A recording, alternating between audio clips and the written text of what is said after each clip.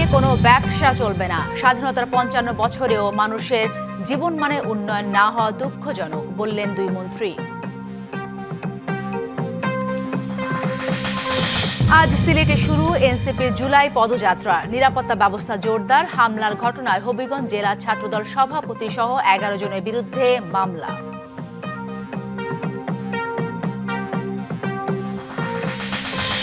মানবতা বিরোধী অপরাধে মৃত্যুদণ্ডপ্রাপ্ত শেখ হাসিনা দেশের সীমানায় পা রাখলেই গ্রেপ্তার, জানালেন আইনমন্ত্রী। যুক্তরাষ্ট্রের দক্ষিণ ও মধ্য এশিয়া বিষয়ক বিশেষ দূত সার্জিও গোর ঢাকায় আসছেন আজ। বৈঠকের কথা রয়েছে প্রধানমন্ত্রী ও পররাষ্ট্রমন্ত্রীর সঙ্গে। দেখছিলেন সংবাদ শিরোনাম, এবারে জানাবো খবরের বিস্তারিত। আপনাদের সাথে আছি সালিহা পারভিন সাথী। স্বাধীনতার ৫৫ বছর পরেও জীবনমানের উন্নয়ন না হওয়া দুঃখজনক, এমন মন্তব্য করেছেন স্থানীয় সরকার মন্ত্রী ও বিএনপি মহাসচিব মির্জা ফখরুল ইসলাম আলমগীর। রাজধানী বেইলি রোডের তথ্য অধিদপ্তরে জুলাই গণ অভ্যুত্থান দিবস উপলক্ষে আয়োজিত অনুষ্ঠানে তিনি মন্তব্য করেন। জুলাইয়ে বহু মূল্য দিতে হয়েছে উল্লেখ করে মির্জা ফখরুল বলেন, জুলাইকে সামনে রেখে যদি পরিবর্তন করা না যায় তাহলে বহু মায়ের কান্না থামবে না। যে যেখানে আছে সেখানে কাজটা ঠিকমতো করলেই পরিবর্তন আসবে বলেও জানান স্থানীয় সরকার মন্ত্রী। এদিকে একই অনুষ্ঠানে তথ্য ও সম্প্রচার মন্ত্রী জহির উদ্দিন স্বপন বলেছেন, ৭১-এর স্বাধীনতা যুদ্ধের চেতনা বাস্তবায়ন হয়নি বলেই ২৪-এ রক্ত দিতে হয়েছে।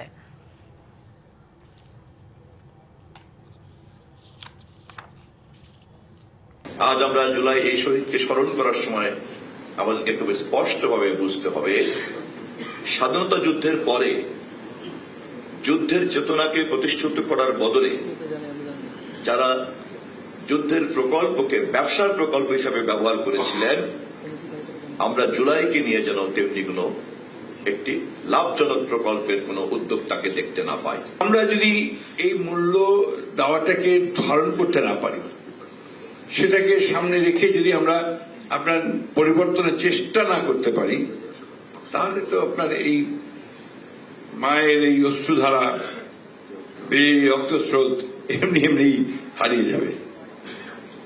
কথাগুলো বলছি অনেক কষ্টে। আমার এই ৪-৫ মাসের মন্ত্রিত্বের অভিজ্ঞতা আপনার একটু বড় দরকার। আমি দেখছি যে কিছুই বদলায়নি। এনসিপির জুলাই পদযাত্রা আজ সিলেটে। আজ ও আগামীকাল কর্মসূচি চলবে জেলার ৫ উপজেলায়। মঙ্গলবার হবিগঞ্জের ঘটনার পর সিলেটে জোরদার করা হয়েছে নিরাপত্তা ব্যবস্থা। সিলেটের নেতারা জানিয়েছেন, আজ পদযাত্রা করে এনসিপির কেন্দ্রীয় নেতারা প্রথমে সিলেটের গোপালগঞ্জে শহীদ পরিবারের সঙ্গে সাক্ষাৎ করবেন। বিকেলে কানাইঘাট ও সন্ধ্যায় ওসমানীনগর উপজেলার সমাবেশ করার কথা রয়েছে। শুক্রবার কোম্পানিগঞ্জ, গোয়াইনঘাট ও জৈন্তাপুর উপজেলার সমাবেশ অনুষ্ঠিত হবে। এদিকে বুধবার অনাকাঙ্ক্ষিত ঘটনা এড়াতে হবিগঞ্জ পৌর এলাকায় জারি করা ১৪৪ ধারা আজ সকালেই প্রত্যাহার করেছে প্রশাসন।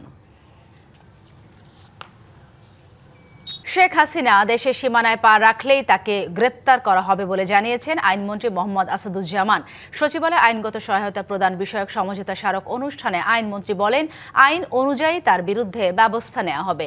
সাংবাদিকদের প্রশ্নের জবাবে মন্ত্রী বলেন, আন্তর্জাতিক অপরাধ ট্রাইব্যুনালের বিচার প্রক্রিয়া নিয়ে হিউম্যান রাইট ওয়াচের প্রতিবেদন আমলে নিয়ে খতিয়ে দেখবে সরকার। সরকার জনগণের কল্যাণে পরিবর্তন করতে চায় উল্লেখ করে আইনমন্ত্রী বলেন, অভিনেত্রী স্নিগ্ধা চৌধুরীকে আইনি সহায়তায় কাজ করছে আইন মন্ত্রণালয়।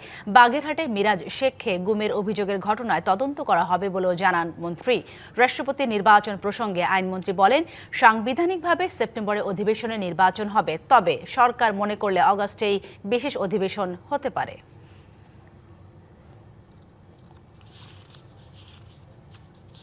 পররাষ্ট্র মন্ত্রণালয় তার প্রত্যর্পণের চেষ্টা করছে কি করছে না সেটা আপনি কিভাবে জানেন? অবশ্যই চেষ্টা করছে, আমি বলছি।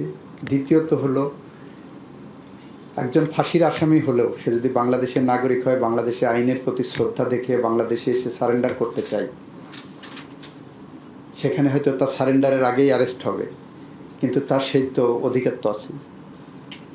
আসলে আসবে, আইন তার নিজস্ব গতিতে চলবে, সেখানে তো আমাদের আইনের ব্যত্যয় করে আমরা কিছু করব না। যুক্তরাষ্ট্রে দক্ষিণ ও মধ্য এশিয়া বিষয়ক বিশেষ দূত সার্জিও গোর আজ ঢাকায় আসছেন। এই সফরে সার্জিও গোর প্রধানমন্ত্রী তারেক রহমান ও পররাষ্ট্রমন্ত্রী ডক্টর খলিলুর রহমানের সঙ্গে সাক্ষাৎ করবেন। এছাড়া আরও কয়েকজন মন্ত্রীর সঙ্গে বৈঠকের কথা রয়েছে। সফরে কক্সবাজারের রোহিঙ্গা ক্যাম্প পরিদর্শন করবেন সার্জিও গোর। এছাড়া বিভিন্ন রাজনৈতিক দল ও সুশীল সমাজের প্রতিনিধিদের সঙ্গেও তার বৈঠক হতে পারে।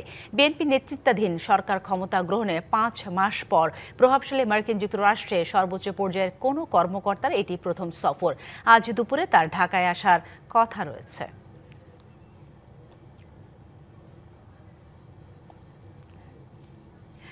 তিন প্রতিবন্ধী ব্যক্তির হাতে নিয়োগপত্র তুলে দিয়েছেন প্রধানমন্ত্রী তারেক রহমান। সকালে সচিবালয়ে মন্ত্রী পরিষদ বিভাগের কার্যালয়ে প্রবেশের সময় তাদের হাতে নিয়োগপত্র তুলে দেন তিনি।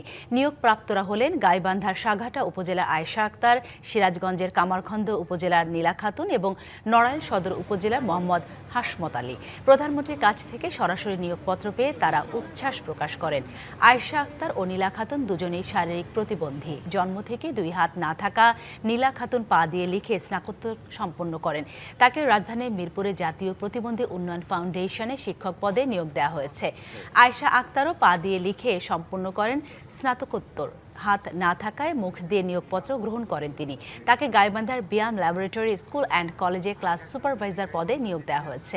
অন্যদিকে দৃষ্টি প্রতিবন্ধী মোহাম্মদ হাসমত আলীকে সমাজসেবা অধিদপ্তরের অধীনে ইউনিয়ন সমাজকর্মী পদে নিয়োগ দেওয়া হয়েছে।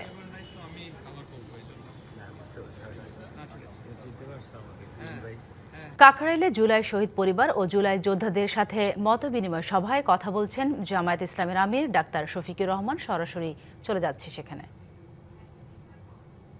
খোলা মনে আহ্বান জানাবো। ভুলভ্রান্তি মানুষের হয়, দলের হয়, সরকারের হয়, বিরোধী দলের হয়, সবার হইতে পারে। আমরা মনে করি সুস্পষ্টভাবে আপনারা জাতির সাথে দেওয়া কথা লঙ্ঘন করেছেন। আপনারা জাতির সাথে বিশ্বাস রক্ষা করেন নাই, আপনারা বিশ্বাসঘাতকতা করেছেন। আপনারা ফিরে আসেন, এই দাবি মেনে নেন, দানাই পানাই বাদ দেন, এইটা ওইটা ডানে বামে চলা বাদ দিয়ে সোজা চলেন। জাতি কঠিন সংকটে আপনাদের পাশে থেকে এই দেশকে গড়বে ইনশাল্লাহ, কারণ আমরা আমাদের দেশকে ভালোবাসি। আরেকটা কথা আমরা বলে দিচ্ছি, আমাদেরকে বিভিন্ন ভয়ভীতি দেখানো হচ্ছে, আপনাদেরকেও দেখানো হচ্ছে। আল্লাহর কসম, আল্লাহ ছাড়া কাউকে ভয় করি না। কেন ভয় করব? ফাঁসির তক্তার উপরে তো আমাদের নেতৃবৃন্দ দাঁড়িয়ে বলেছেন, সাবধান, অন্যায়ের কাছে মাথা নত করা যাবে না। আমরা ওই জায়গায় দাঁড়িয়ে আছি। আমরা মনে করি যে আমরা প্রতি মুহূর্ত ফাঁসির তক্তার উপরেই আছি, কিন্তু আমরা কারো কাছে মাথা নত করব না ইনশাআল্লাহ। আমাদেরকে যাই করা হোক, যাই বলা হোক, আখের মনে রাখবেন যে সমস্ত শক্তি এবং কুওয়াতের মালিক হচ্ছেন আল্লাহ রাব্বুল আলামিন। এখানে একজন জুলাই যোদ্ধা তিনি বলে গেছেন কোরআনের একটি আয়াত, কামিন ফিয়াতিন কালিলাতিন গালাবাত ফিয়াতান কাসীরাতান বিইজনিল্লাহ। বড়ত্বের দম্বে, অহংকারে কেউ যেন ফেটে না পড়েন। আল্লাহর কাছে এটার 2 পয়সার কোনো মূল্য নেই। আল্লাহ চাইলে বিশাল বাহিনীর উপর ক্ষুদ্র বাহিনীকে বিজয় দিয়েছেন, বারবার দিয়েছেন ইতিহাসে। সে বিজয় তো আমরা দেখেছি। আমাদের সন্তানরা হাতের মধ্যে একটা দা কিরিস নিয়েও রাস্তায় নামে নাই। ইমানের অস্ত্র বুকে ধারণ করে, আল্লাহর উপর ভরসা করে, দেশপ্রেম, মানব প্রেমে উদ্বুদ্ধ হয়ে তারা খালি হাতে মোকাবেলা করেছে। সমস্ত অস্ত্র, গোলা বারুদ সব কিছু সেদিন বৃথা হয়ে গিয়েছিল।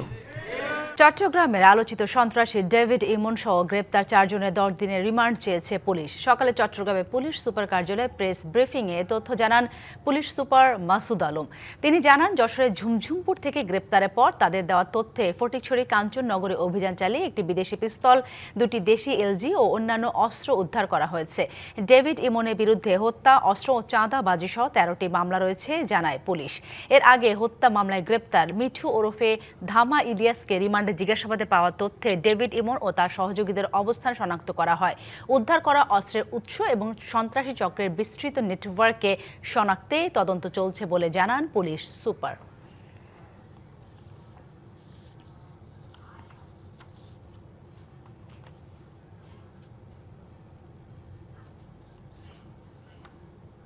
সে বাংলাদেশেই ছিল, যদিও বিভিন্ন ফোন কলে আমরা এর আগেও দেখেছি যে সে বলেছে যে আমি দুবাই আছি, অমুক জায়গায় আছি। এগুলো না আসলে মিসগাইড করার জন্য। কি পরিমাণ অস্ত্র, এটা তো আসলে ওইভাবে আমরা হিসাব করে এটা তো ওই যে এগুলো নিয়ে আমাদের কাজ হচ্ছে। আমরা তাকে ধরেছি। মালয়েশিয়ায় বাংলাদেশ হাই কমিশনের শ্রম বাজার নিয়ে ব্রিফ করছেন প্রবাসী কল্যাণ ও বৈদেশিক কর্মসংস্থান মন্ত্রী আরিফুল হক চৌধুরী ও প্রধানমন্ত্রীর উপদেষ্টা মাহাদি আমিন সরাসরি যুক্ত হচ্ছে সেখানে।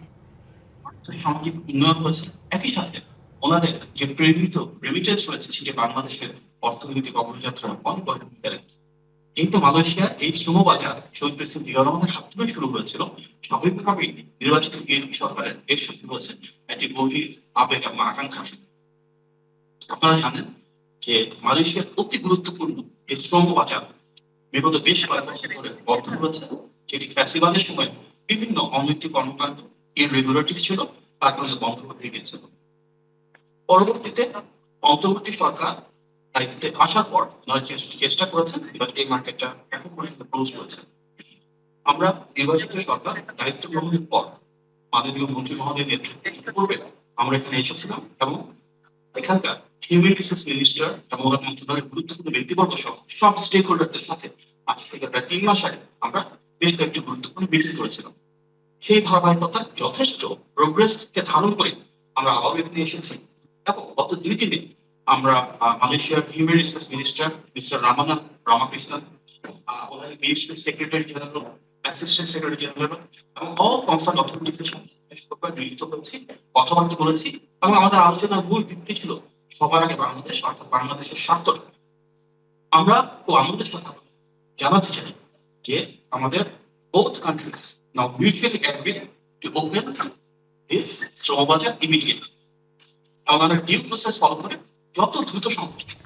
সংবাদে ছিল এখনকার মতো। ডিবিসি সংবাদের নিউজগুলো পড়তে ভিজিট করুন dbc.facebook.com.tv এবং ভিজিট করুন ডিবিসি নিউজের ফেসবুক পেজ এবং ইউটিউব চ্যানেল। ডিবিসি সঙ্গে থাকুন।